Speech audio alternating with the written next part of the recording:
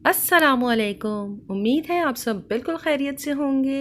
अल्हम्दुलिल्लाह मैं भी बिल्कुल ठीक हूँ और आज मैं आप लोगों के साथ एक प्रोडक्ट शेयर कर रही हूँ। मैं आज केक शेक ब्रांड का इंस्टेंट मग मिक्स आप लोगों के साथ शेयर कर रही हूँ। अगर आप लोगों ने भी ये ट्राई किया है तो प्लीज़ अपना रिव्यू नीचे कमेंट बॉक्स में ज़रूर शेयर कीजिएगा, या अगर आपने इस ब्रांड का कोई और बॉक्स ट्राई किया है और आप चाहते हैं कि मैं वो भी ट्राई करूँ तो प्लीज़ मुझे ज़रूर बताइएगा। मैंने ये 315 रुपये का बॉक्स परचेज़ किया है। बॉक्स की पैकिंग बहुत खूबसूरत है। इसके साइड्स पर प्रॉपर इंग्रेडिएंट्स मेंशन है और बैक साइड पर इसकी प्रॉपर रेसिपी मेंशन है। बहुत इजी मेथड है। इंग्लिश और उर्दू दोनों लैंग्वेजेस में इसकी रेसिपी पीछे मेंशन की हुई है।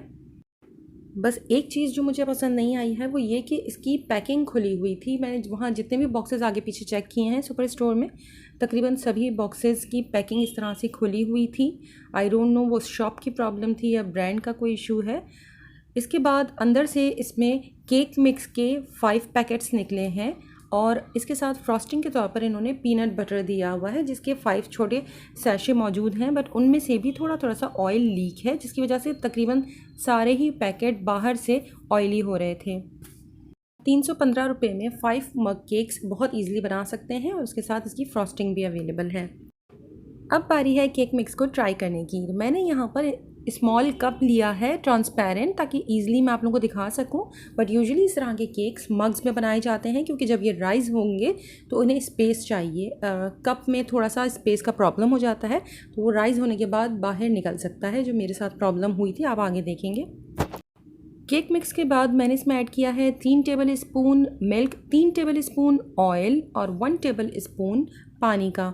तमाम चीज़ों को बहुत अच्छी तरह से मैंने फोक की हेल्प से मिक्स कर लिया ताकि इसके अंदर कोई भी लम्प ना रहे। बहुत झटपट रेडी हो गया था और ये एगलेस है, इसमें हमने एग यूज़ नहीं किया है। अच्छी तरह से मिक्स करने के बाद अब आप इस मग को 45 सेकंड्स के लिए माइक्रोवेव में रख दीजिए। 45 सेकंड से अगर आपने ज़्यादा देर रख दिया तो फिर केकी हो जाएगा इसका टेक्सचर और फिर वो बहुत ड्राई हो जाएगा खाने में।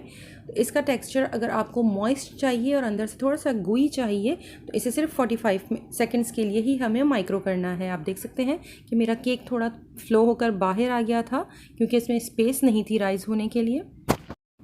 तो आप इसे मग में ही बनाइएगा।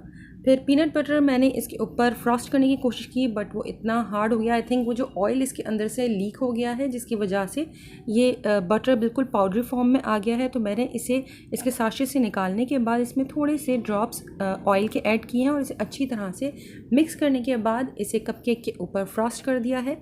मेरे पास इस वक्त चॉकलेट गनाश भी घर में मौजूद था, बट मैं आप लोगों को प्रॉपर केक शेक का ही प्रोडक्ट दिखाना चाह रही थी, इस वजह से मैंने ऊपर गनाश नहीं ड्रिजल की।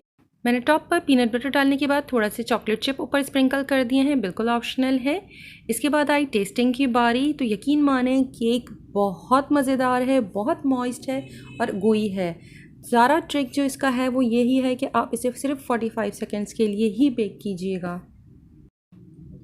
आई विश आप लोगों को क्लियर नज़र आ रहा हो कि कितना मॉइस्ट केक प्रिपेयर हुआ है।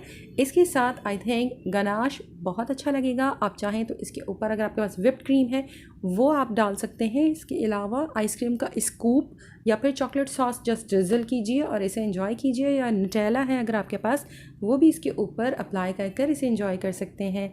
वीडियो अगर आपको पसंद आई तो प्लीज़ लाइक शेयर कमेंट कीजिए और मेरे चैनल को सब्सक्राइब करना मत भूलिएगा। अपना और अपनों का बहुत ख्याल रखें। अल्लाह हाफिज़।